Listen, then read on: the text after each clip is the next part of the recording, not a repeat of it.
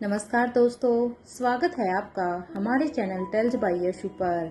यहाँ पर आपको मिलेंगी अनोखी और रोचक कहानियाँ। अगर आपको हमारी कहानियाँ पसंद आती हैं तो कृपया करके हमारी वीडियो को लाइक करें, इसको अपने दोस्तों के साथ शेयर करें और अगर आप इस चैनल पर नए हैं तो कृपया करके सब्सक्राइब करें।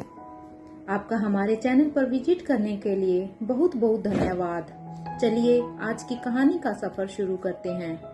पिछले एपिसोड में हम सब ने सुना था कि जहाँ एक तरफ महेंद्र की आंख खुलती है तो राजीव बेहोश था, तो उसकी माँ उसे कहती है कि वो अभी भी उसका साथ दे और अपने दोस्त राजीव को भी अपने साथ उनकी दुनिया में ले आए। तो दूसरी तरफ यहाँ पर धनंजय पीरामल की भी जब आंखें खुलती है तो करण उसके सामने बेहोश थे। तभी उन्हें एक आवाज आती है, लगता है तुम हमें कुछ नहीं बताओगे, तो चलो मैं अपने सवाल को बदल देता हूँ। अब तुम मुझे ये बताओ कि V16 पावर ड्रग कहाँ है। और हाँ, मेरा ये सवाल अब तुम्हारे दोस्त करण गुलेरिया से है। आखिरकार सालों पहले उसकी ही बीवी ने तो इस ड्रग को बनाया था, इसलिए धनंजय उसे तो पता ही होगा ना। सोकरन, अब मुझे सच सुनना है और हाँ, मेरे साथ कोई भी खेल मत खेलना। तुम्हारी बेटी को इस रूम में दमयंती देवी ने कैद किया था सालों पहले, और अब देखो इस बार इतिहास ने खुद को फिर से दोहराया है। आज उसी जगह पर तुम कैद हो। ये कहते हुए ही वो शख्स अब जोर जोर से हंसने लगता है और अब थोड़ी देर हंसने के बाद अब वो फिर से कहता है, दो घंटे हैं तुम दोनों दोस्तों के पास, मुझे 2 घंटे के अंतराल में तुम्हारा जवाब चाहिए। और ये कहते हुए ही वो शख्स अब वहां से जाने लगते हैं। तो यहाँ पर अब धनंजय पीरामल उस शख्स के जाने के बाद इधर अपनी ही सोच में थे। तो वहीं करण गुलेरिया अब धनंजय से कहते हैं, धनंजय मुझे ऐसा लग रहा है कि हम सभी एक ट्रैप में फंस गए हैं। ये हमारे लिए एक ट्रैप था, हमें यहाँ से अब निकलना ही होगा हर हाल में। करण की ये बात सुनते ही अब धनंजय कहते हैं, करण तुम सही कह रहे हो, ये हमारे लिए एक ट्रैप ही था। हमें ये लग रहा था कि हम यहाँ पर अपने आप आए हैं और लेकिन सच तो ये है कि हमें यहाँ पर लाया गया है, ना कि हम यहाँ पर खुद आए हैं। अब पता नहीं ये लोग हमारे साथ क्या क्या करेंगे, क्योंकि अब हम यहाँ पर फंस चुके हैं। इस बात पर अब करण गुलेरिया कहते हैं, तुम सही कह रहे हो धनंजय, हमें अब हर हाल में यहाँ से निकलना ही होगा। सोचो धनंजय, कुछ तो सोचो यहाँ से निकलने का। और सबसे पहले अपने हाथों की रस्सियों को हमें खोलना होगा, क्योंकि जब हमारे हाथ खुल जाएंगे तभी हम अपने लिए बचाव के लिए कुछ कर सकते हैं, अदरवाइज हम कुछ भी नहीं कर पाएंगे। ये सुनते ही धनंजय अब यहाँ पर हाँ में अपने सिर को हिलाता है और अब वो अपने हाथों की रस्सियों को खोलने की कोशिश करते हैं। तो वहीं करण गुलेरिया भी धनंजय को ऐसा करता हुआ देखकर इधर दूसरी तरफ से करण गुलेरिया भी ऐसे ही अपने हाथों को हिला हिलाकर उन रस्सियों को खोलने की कोशिश कर रहे थे कि कोई तो ऐसी नोट जो खुल जाए जो शायद आज वो यहाँ से बच सकें। दोनों ही दोस्त भरपूर कोशिश कर रहे थे अपनी रस्सियों को खोलने की, तभी उनके सामने की स्क्रीन अब अचानक से यहाँ पर ऑन हो जाती है। जैसे यहाँ पर स्क्रीन ऑन होती है तो वो दोनों जब ग्लास कंटेनर के अंदर से देखने की कोशिश करते हैं तो पहले तो उन्हें यहाँ पर कुछ भी समझ में नहीं आता है कि ये यहाँ पर क्या हो रहा है, लेकिन फिर भी वो देखने की कोशिश करते हैं और समझने की कोशिश भी कर रहे हैं कि आखिर ये सब उनके साथ क्या हो रहा है। पर जब वो उस कंटेनर से देखने की कोशिश करते हैं तो वो कुछ भी देख नहीं पाते हैं। तभी अब अचानक से फिर से उनके कंटेनर में भी यहाँ पर पानी आने लगता है। ये दोनों दोस्त यहाँ पर एक कंटेनर में बंद थे। जैसे ही उनकी नजर अब वहाँ पर पड़ती है तो वो दोनों ही कुछ सोचने लगते हैं, क्योंकि उनके कंटेनर में पानी का लेवल बढ़ता ही जा रहा था। एक तरफ जहाँ पर करण और धनंजय दोनों की जान अब खतरे में थी, उन्हें तय समय से पहले या तो इन लोगों को सब कुछ सच बताना था या यही इसी पानी में डूबकर मर जाना था। तो वहीं दूसरी तरफ अब तक राजीव गुलेरिया को यहाँ भी अब होश आने लगता है। जब राजीव को यहाँ पर होश आता है तो राजीव भी अब हैरान होकर इधर उधर देखने लगता है कि आखिर वो है कहाँ पर है और वो यहाँ पर कैसे आया, क्योंकि लास्ट टाइम तो वो वहाँ पर उन ऊंट वालों से ही बातें कर रहे थे। तो इधर जब वो यहाँ पर चारों तरफ देखता है तो अपने बगल में बैठे महेंद्र पीरामल की तरफ उसकी नजर जाती है। महेंद्र को देखकर ऐसा लग रहा था जैसे वो यहाँ पर कुछ सोच रहे हैं। महेंद्र को इस तरह से अपनी सोच में डूबा हुआ देखकर अब यहाँ पर राजीव अब महेंद्र से कहते हैं, महेंद्र हम कहाँ है। अब यहाँ पर तुम्हें तुम्हें क्या हुआ है? और तुम ऐसे ऐसे क्यों बैठे हुए हो? क्या सोच रहे हो तुम? राजीव की ये बात सुनते ही अब महेंद्र कहता है, राजीव राजीव हम एक ट्रैप में फंस गए हैं और इस ट्रैप से निकलना अब इतना आसान नहीं होने वाला है, क्योंकि हमारे लिए ये ट्रैप बहुत ही सोच समझ कर बिछाया गया है। महेंद्र की ये बात सुनते ही अब राजीव अपनी ही सोच में चला जाता है और वो भी यही सोचने लगता है, क्या क्या सच में हम ट्रैप में फंस गए? कि तभी अब यहाँ पर रूम में अफसर जी तो जहाँ एक तरफ ये दोनों दोस्त अभी सोच रहे थे तो किसी दूसरे रूम में यहाँ पर सर जी अपनी ही सोच में थे। तभी वहाँ पर अब दिव्यांशी आ जाती है और अब दिव्यांशी कहती है, सर जी क्या क्या करण गुलेरिया और धनंजय पीरामल से कुछ पता चला? क्या उन दोनों दोस्तों ने अपना मुंह खोला? जो सवाल आपको उनसे पूछने थे, क्या आपको उनका जवाब मिला? दिव्यांशी की ये बात सुनते ही अफसर जी कहते हैं इतनी आसानी से वो दोनों दोस्त अपना मुंह बिल्कुल भी नहीं खोलेंगे। ये मुझे पूरी तरह से पता है। वो बहुत ही टफ चिक हैं। हमें कुछ और ही करना होगा ताकि वो लोग अपना मुंह खोल सकें। खैर ये बात छोड़ो, तुम ये बताओ, क्या तुम्हारे बेटे को तुम अपनी बातों से कन्विंस कर चुकी हो या नहीं? क्या तुम्हारी बातों के बहकावे में तुम्हारा बेटा आया या नहीं? क्या वो हम लोगों के साथ आ रहा है? और क्या सच में वो राजीव को भी हमारे साथ लेकर आएगा? पहले मुझे ये बताओ दिव्यांशी। ये सुनते ही अब दिव्यांशी कहती है, नहीं नहीं सर जी, थोड़ा सा वक्त लगेगा उधर से भी, लेकिन हाँ मुझे पता है कि मुझे अपने बेटे को कैसे कन्विंस करना है, इसलिए मैं हर हाल में अपने बेटे को तो कन्विंस कर ही लूंगी। और ये कहते हुए दिव्यांशी अभी अपनी ही सोच में चली जाती है। तो इधर दूसरी तरफ दिल्ली के मारवा हाउस में आलिशा और अनिका दोनों ही अपने ही रूम में सो रही थी। तो वहीं मारवा हाउस के पीछे के दरवाजे पर अब एक शख्स इधर उधर चक्कर काट रहा था कि तभी वहां पर अचानक से एक गाड़ी आकर रुक जाती है। उसे देखकर अब वो शख्स उस गाड़ी के पास जाकर अब उसके विंडो के ग्लास को नॉक करने लगता है, क्योंकि यहाँ पर ये चक्कर कोई और नहीं बल्कि यहाँ पर धर्मराज मारवा चक्कर काट रहे थे, क्योंकि उन्होंने यहाँ पर यशवंत से कहकर एक लिक्विड को मंगाया था, क्योंकि वो आज रात अनिका और आलिशा दोनों को ही किडनैप करने वाला था। इसलिए वो जैसे ही यहाँ पर उस गाड़ी के ग्लास को नॉक करता है तो गाड़ी का विंडो ग्लास अब नीचे होता है और एक हाथ अब बाहर की तरफ निकलता है। जैसे वो हाथ बाहर आता है तो उस शख्स के हाथ में एक बोतल थी। वो शख्स अब उस बोतल को यहाँ पर धर्मराज मारवा उस बोतल को लेते हुए कहता है, क्या ये असर करेगा?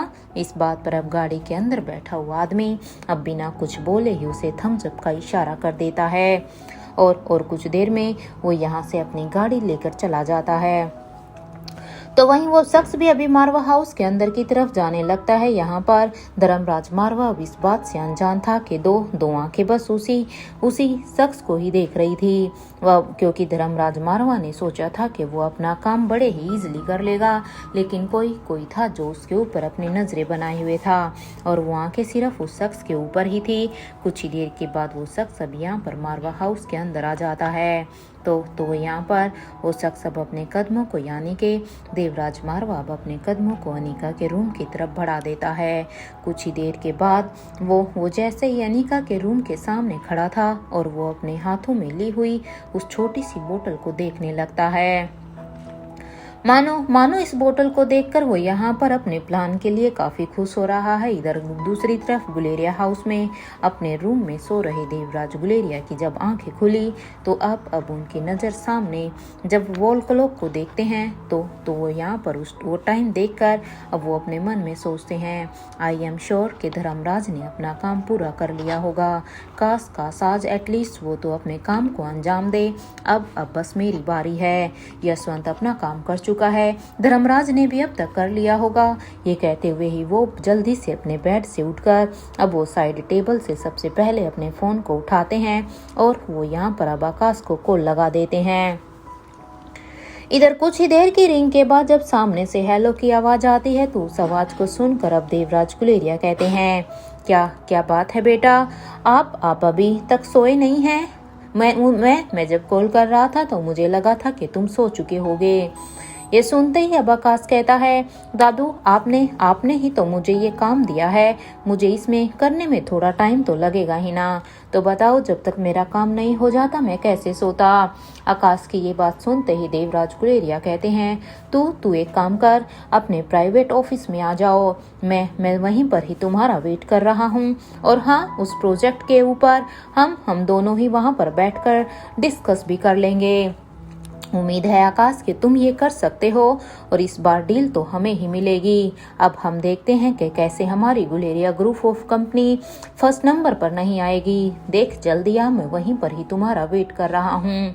इस बात पर अब उन्हें सामने से आवाज आती है, ठीक है दादाजी, मैं बस वहीं पर ही आता हूँ। इधर आकाश की ये आवाज सुनते ही अब देवराज गुलेरिया अपने फोन को डिस्कनेक्ट कर देते हैं और वो अब अपने रूम से बाहर निकलकर वो फर्स्ट फ्लोर की तरफ जाने लगते हैं, जहां पर आकाश गुलेरिया का प्राइवेट ऑफिस था।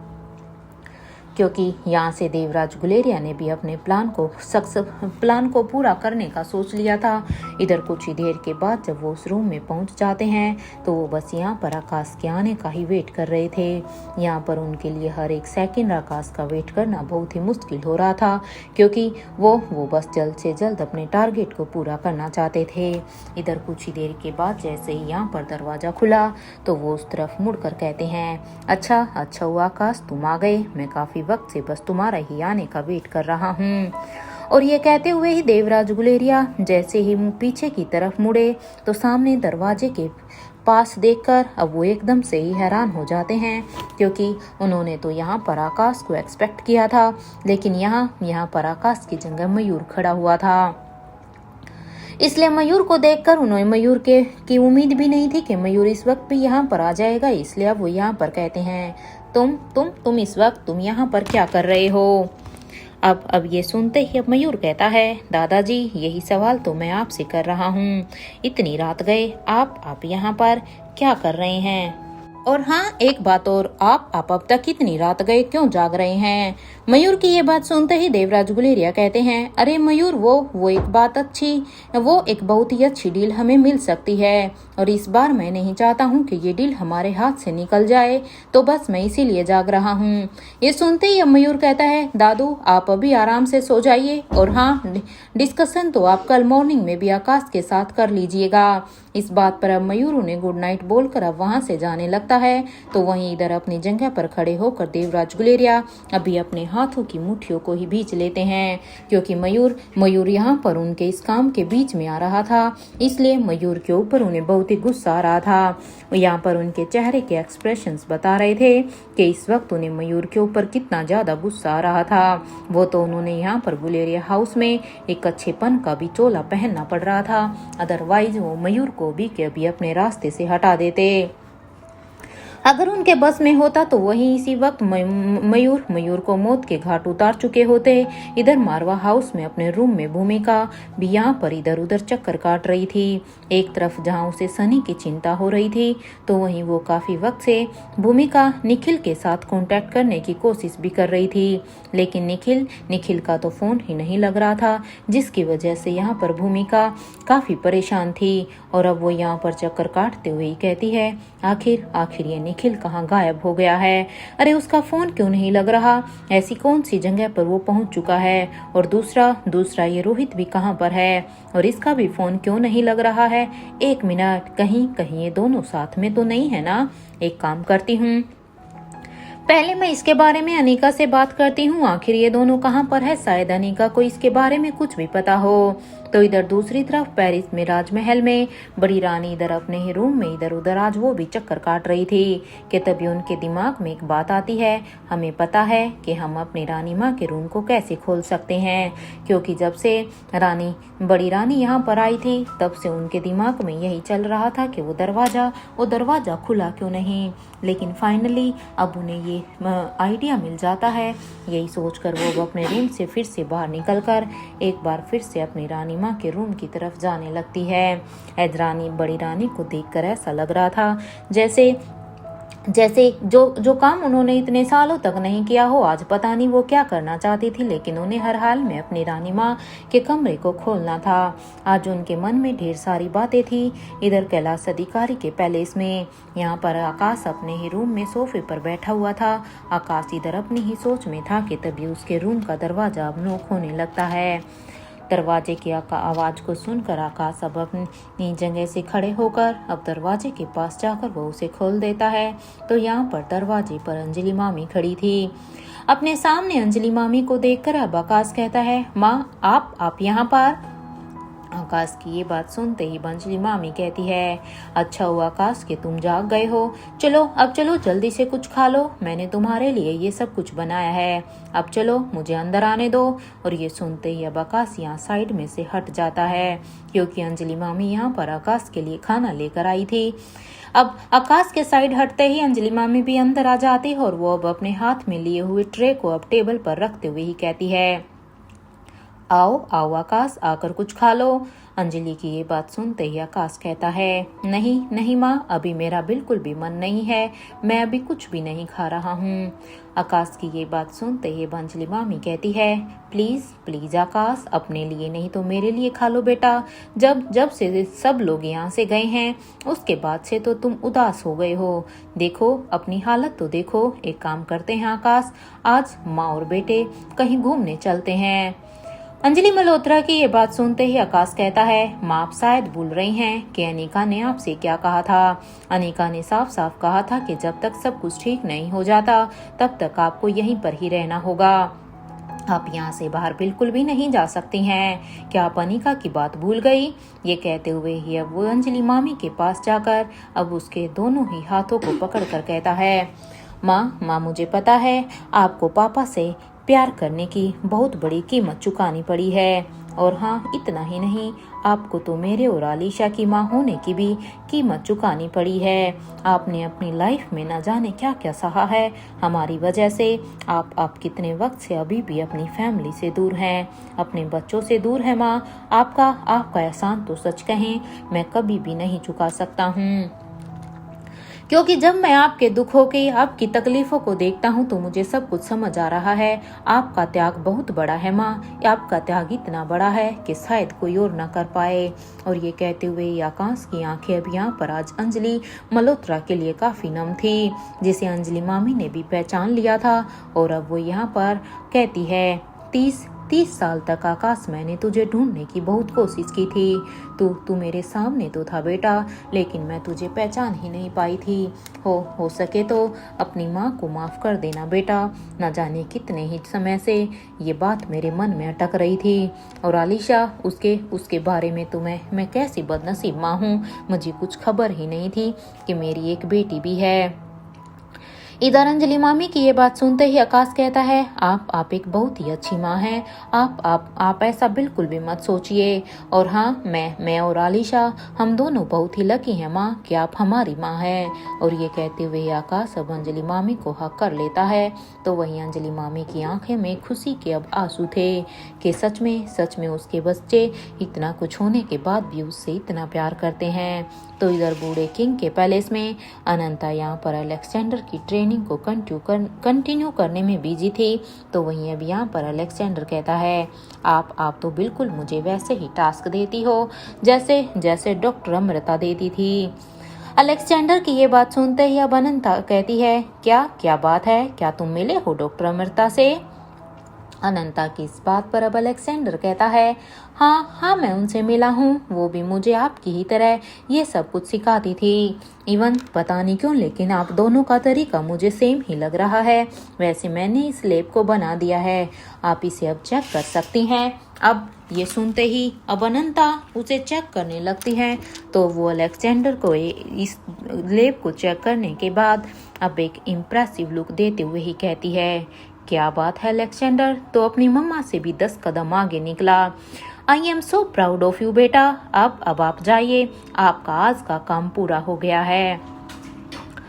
अब यहाँ पर अनंता की ये बात सुनते ही अब अलेक्जेंडर कहता है, अब तो डिनर प्रिपेयर करने का टाइम है ना, मैं आपकी हेल्प कर देता हूँ डिनर बनाने में। ये सुनते ही अनंता कहती है, आप इस लेप को भी अपने साथ लेकर जाइए अलेक्जेंडर, और हाँ, इस लेप को अपनी बहन के सिर पर लगा देना, क्योंकि आपकी बहन के दिमाग में पता नहीं क्या कैसे कब क्या आ जाए। ये सुनते ही यहाँ पर अलेक्जेंडर कहता है, नहीं नहीं नहीं, ऐसी बात नहीं है।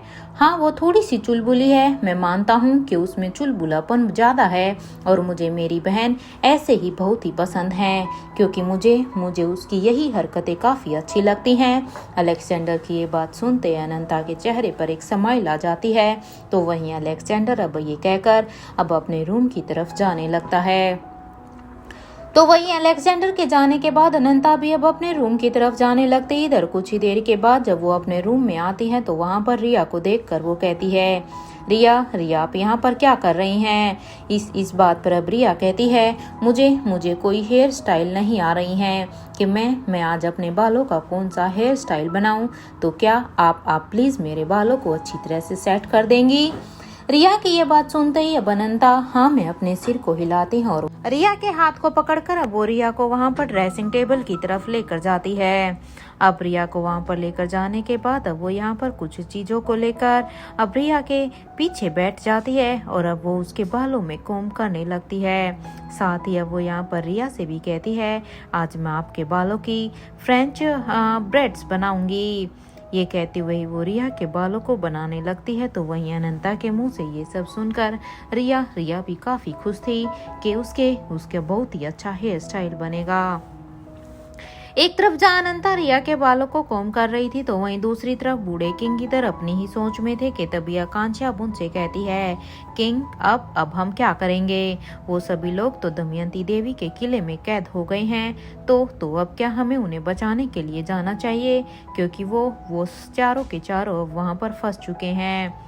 आकांक्षा की इस बात पर अब किंग कहते हैं, अभी मुझे इस बात का कोई भी आइडिया नहीं है। तुम्हें मैंने जो काम करने के लिए कहा था तुम बस अभी उसे जाकर करो। इस बात पर आकांक्षा कहती है, ओके किंग, और ये कहते हुए ही आकांक्षा अब लैब में चली जाती है। तो वहीं किंग भी इधर फिर से अपनी सोच में थे कि स्वाति इस बार कोई भी बेवकूफ़ी मत करना, वरना इस बार मैं तुम्हें सच में बिल्कुल भी माफ़ नहीं करूँगा। किंग इधर अपनी ही सोच में थे। तो वहीं दूसरी तरफ राजमहल में बड़ी रानी अब तक अपनी माँ के रूम के फिर से बाहर आकर खड़ी हो जाती है। बड़ी रानी के दिमाग में तो बस अब न जाने कहां से बस इस कमरे के अंदर जाना ही लगा हुआ था। वो इधर अब अपनी आंखों को बंद कर लेती है और इसके बाद वो अब उस दरवाजे को खोलने की कोशिश करने लगती है। इधर कुछ ही देर बाद वो ट्राई करती है तो अब यहाँ पर फाइनली अब की बार वो दरवाजा खुल जाता है।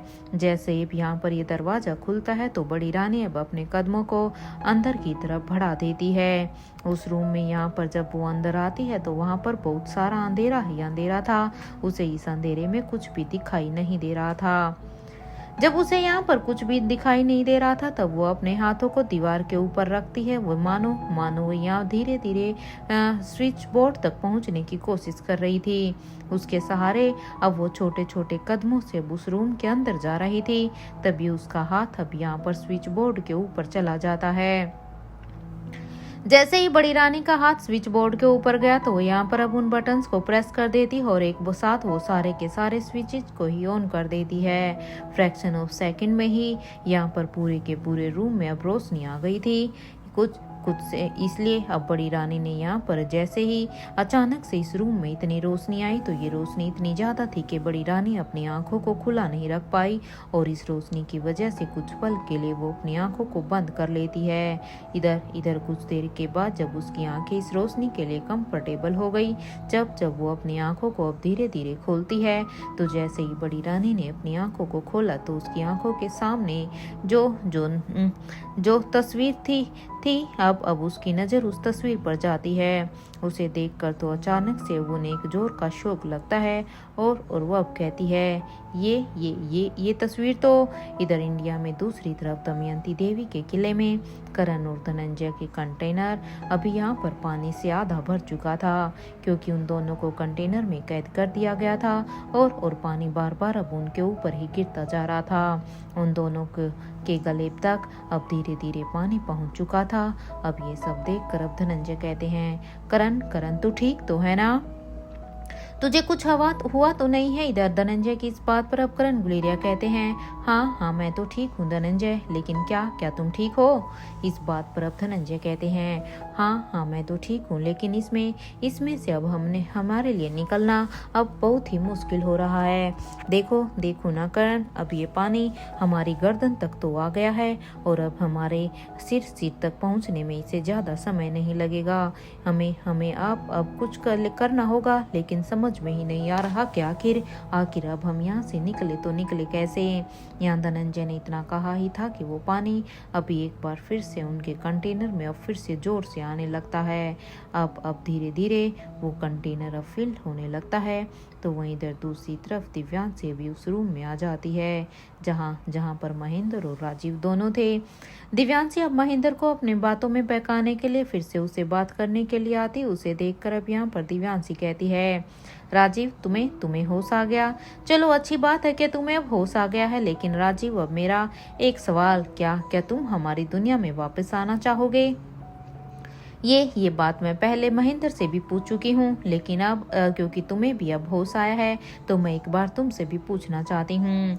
इधर दिव्यांशी की इस बात पर अब राजीव कहता है, तुम अगर मुझे मार भी दोगी ना तो भी मैं तुम्हारी बनाई हुई इस दुनिया में बिल्कुल भी नहीं आऊँगा। तुम्हें जो करना है तुम करो, वो तुम्हें जो करते बने वो करती रहना।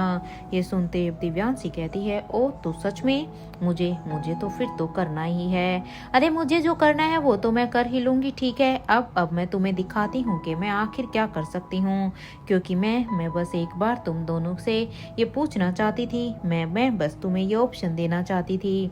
और ये कहते हुए ही दिव्यांशी अब उस रूम की स्क्रीन को ही ऑन कर देती है। जैसे भी यहाँ पर उसने स्क्रीन को ऑन किया तो सामने एक शख्स था जो कि चेयर पर बैठा हुआ था। उसके मुंह के ऊपर एक काला कपड़ा था। महेंद्र और राजीव दोनों पहले सामने देखते हैं और इसके बाद वो दोनों अब एक दूसरे को देखते हैं। इधर राजीव अब महेंद्र को देखकर कहता है, तू ठीक तो है ना? इस बात पर अब महेंद्र कहता है, मैं ठीक हूँ भी और नहीं भी राजीव। इस बात पर अब राजीव कहता है, मैं तेरी बात को समझा नहीं महेंद्र, ठीक भी है और नहीं भी इसका क्या मतलब है? ये सुनते ही अब दिव्यांशी कहती है, अगर ऐसा है तो मैं समझा देती हूँ, लेकिन उससे पहले तुम्हें वो देखना होगा जो मैं अब तुम्हें दिखाऊंगी। और ये कहते हुए ही वो अपने फोन से एक नंबर को डायल कर देती है। इधर कुछ ही देर के रिंग के बाद जब सामने से हेलो की आवाज आती है तो भी यहाँ पर दिव्यांशी कहती है, जरा हमारे दिल्ली वाले मेहमान के चेहरे पर से कपड़ा तो हटाओ।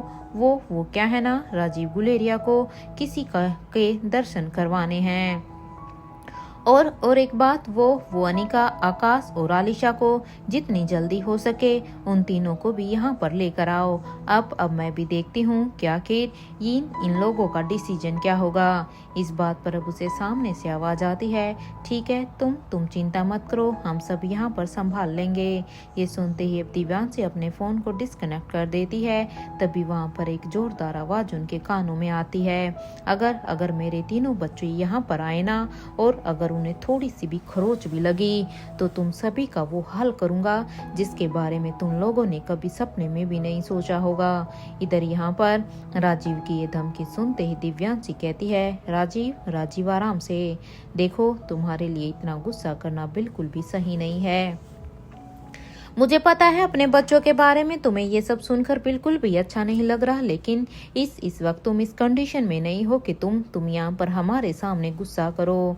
अब यहाँ पर राजीव दिव्यांशी की इस बात का जवाब देने ही वाला था कि तभी उसकी नज़र यहाँ पर सामने की स्क्रीन पर जाती है।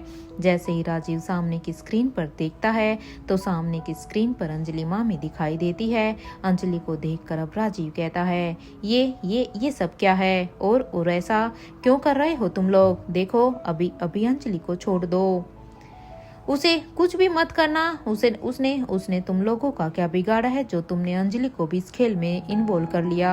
इधर ये सुनते ही दिव्यांशी कहती है, अगर वो अंजलि इतनी ही प्यारी है तो देखो राजीव, चुपचाप हमारी बात मान लो, इससे ज्यादा कुछ भी नहीं है।